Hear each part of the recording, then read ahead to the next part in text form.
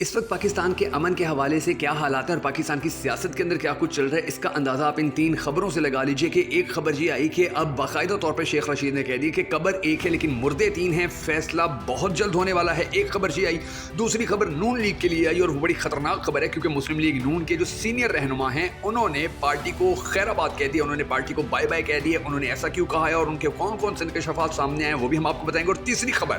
اب علی محمد خان بھی میدان میں آ گئے اور انہوں نے واضح طور کے اوپر کہہ دیا کہ عوام کی منظوری کے بعد بغیر خیبر پختونخوا میں کوئی آپریشن نہیں ہوگا، کسی قسم کا آپریشن قابل قبول نہیں ہوگا۔ یہ تین بڑی خبریں سامنے آئی ہیں جو آج کی ویڈیو کے اندر ہم آپ کو بتانے جا رہے ہیں، جس کے بعد آپ کو اندازہ ہوگا کہ پاکستان کے کل مکر حالات جو ہیں وہ کس قسم کے چل رہے ہیں اور پاکستان کے اندر جو سچویشن ہے وہ کیسی ہے، کیونکہ نون لیگ جو ہے وہ بڑی پریشان ہے۔ اب سب سے پہلے میں آپ کو یہ خبر سنا دیتا ہوں کہ جو کہا ہے علی محمد خان نے کہ عوام کی منظوری کے بغیر خیبر پختونخوا میں کوئی آپریشن نہیں ہوگا۔ انہوں نے کہا، پاکستان تحریک انصاف کے رہنما علی محمد خان نے کہا کہ عوام کی منظوری کے بغیر خیبر پختونخوا میں کوئی آپریشن نہیں ہوگا۔ میڈیا سے گفتگو کرتے ہوئے ان کا کہنا تھا کہ army chief D G I S P R parliament میں آ کر بریفنگ دیں، آپریشن پر پارلیمنٹ کو اعتماد میں لیا جائے۔ علی محمد خان نے کہا کہ وزیر اعلیٰ علی امین گنڈا پور نے واضح کیا ہے کہ کوئی آپریشن کی منظوری نہیں دی جائے گی، بانی P T I he operation کا حتمی فیصلہ دیں گے۔ اندازہ کریں کہ ایک بندہ جیل میں بیٹھا ہوا ہے اور اس وقت پورے پاکستان کی، یعنی کہ دیکھیں سب سے بڑی طاقتور ہماری جو چیز ہے وہ اسٹیبلشمنٹ ہے۔ اسٹیبلشمنٹ کے بعد جو ہماری سب سے طاقتور چیز ہے وہ شہباز شریف وزیر اعظم ہے اور اس کے ساتھ جو صدر آصف علی زرداری، یعنی کہ اب دیکھیں پیپلز پارٹی، پاکستان مسلم لیگ نون اور ہماری فوج، ہماری آرمی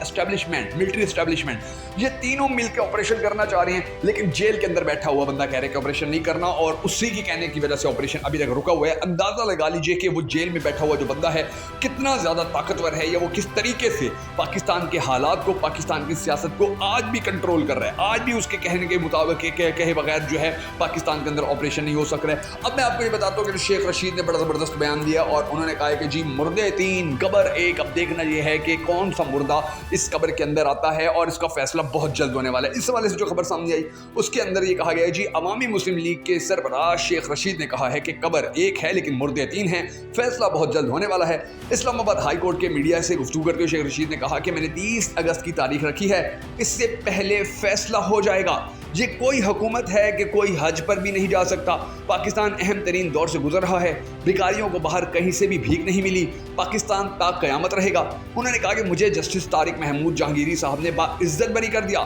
ڈاکٹر یاسمین راشد سمیت باقی ملزمان کی رہائی کے لیے بھی نیا راستہ کھلا ہے۔ سابق وفاقی وزیر نے کہا کہ ایک ہی کیس مختلف شہروں میں درج نہیں کیا جا سکتا۔ آئی ایل ایف نے ملک بھر میں ورکروں کا کیس لڑا، بڑے وکیلوں نے تو بانی پی ٹی آئی اور شیخ رشید کے علاوہ کسی کا کیس لڑا ہی نہیں ہے۔ یہ باتیں انہوں نے کی اور انہوں نے دیکھی کس طریقے سے، یعنی کہ میں نے آپ کو پہلے بھی اپنی کئی ویڈیوز کے اندر بتایا ہے کہ پاکستان تحریک انصاف کے لیے جو مشکل وقت تھا اب وہ ختم ہوتا جا رہا ہے اور پاکستان مسلم لیگ نون کے لیے جو وقت ہے وہ شروع ہوتا جا رہا ہے اور اس کے اندر ان کو سمجھ ہی نہیں آ رہی ہے کہ وہ کیا کرے۔ اور پھر سب سے جو حیرت انگیز بات ہے وہ یہ کہ یہ حکومت میں ہیں، ان کے پاس وزارتیں ہیں، ان کے پاس عہدے ہیں، ان کے پاس طاقتیں ہیں، مگر اس کے باوجود بھی آپ یہ دیکھ لیجئے ناظرین گرامی کہ یہ لوگ کوئی فیصلہ نہیں کر سک رہے ہیں۔ ان لوگوں کی پارٹی کے جو اہم ترین لوگ ہیں وہ چھوڑتے چلے جا رہے ہیں۔ پچھلے دنوں ہم نے دیکھا محمد زبیر تھے وہ نون لیگ کو چھوڑ گئے، اس سے پہلے مفتاح اسماعیل چھوڑ گئے تھے، ان کے مفتاح اسماعیل کے ساتھ جو اور اہم رہنما تھے شاہد خاقان عباسی وہ بھی چھوڑ گئے تھے۔ اب خبر یہ سامنے آئی ہے کہ مسلم لیگ نون سینئر رہنما اور سابق وفاقی وزیر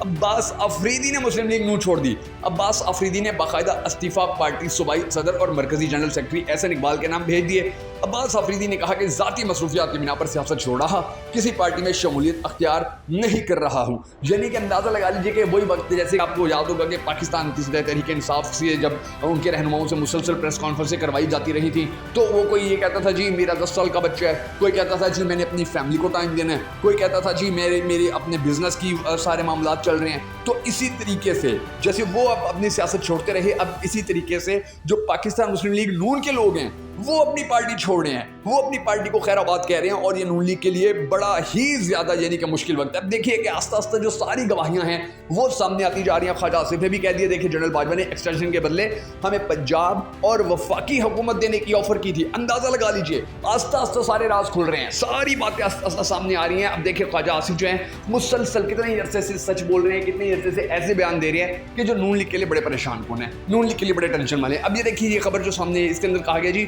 وزیر دفاع اور مسلم لیگ نون کے سینئر رہنما خواجہ آصف نے کہا ہے کہ جنرل باجوہ نے مدت ملازمت میں توسیع کے بدلے ہمیں پنجاب اور وفاقی حکومت دینے کی آفر کی تھی۔ ایک انٹرویو میں گفتگو کرتے ہوئے خواجہ آصف نے ایک سوال پر کہا کہ میں تو آج بھی کہتا ہوں کہ جنرل باجوہ اور جنرل فیض حمید کو پارلیمنٹ میں بلایا جائے۔ جنرل باجوہ نے تو مدت ملازمت میں توسیع کے بدلے ہمیں پنجاب اور وفاقی حکومت دینے کی آفر کی تھی۔ آپریشن عزم استحکام کے حوالے سے انہوں نے کہا کہ ملک میں اس وقت دہشت گردی کی جو لہر چل رہی ہے، پاکستان میں دہشت گردی کے پنپنے میں وہ قوتیں شامل ہیں جو ملک کی معیشت خراب کرنے میں شامل تھیں۔ آپریشن پر تمام سیاسی جماعتوں کے تحفظات دور کیے جائیں گے اور انہیں آپریشن عزم استحکام پر اعتماد میں لیا جائے گا۔ انہوں نے کہا کہ عزم استحکام پاکستان پر پارلیمنٹ اور کابینہ میں بات ہوگی، یہ آپریشن خیبر پختونخوا اور بلوچستان میں ہوگا۔ خواجہ آصف نے ایک سوال پر کہا کہ افغانستان سے ہمیں کوئی سپورٹ نہیں ہے، لیکن ایران سے سپورٹ ہے کہ ان کی سرزمین دہشت گردی کے خلاف استعمال نہیں ہوگی۔ انہوں نے کہا کہ مولانا فضل الرحمان، علی امین گنڈا پور اور ایمل ولی سے آپریشن عزم استحکام پر بات کریں گے، جبکہ ہر اس تنظیم کے خلاف آپریشن ہوگا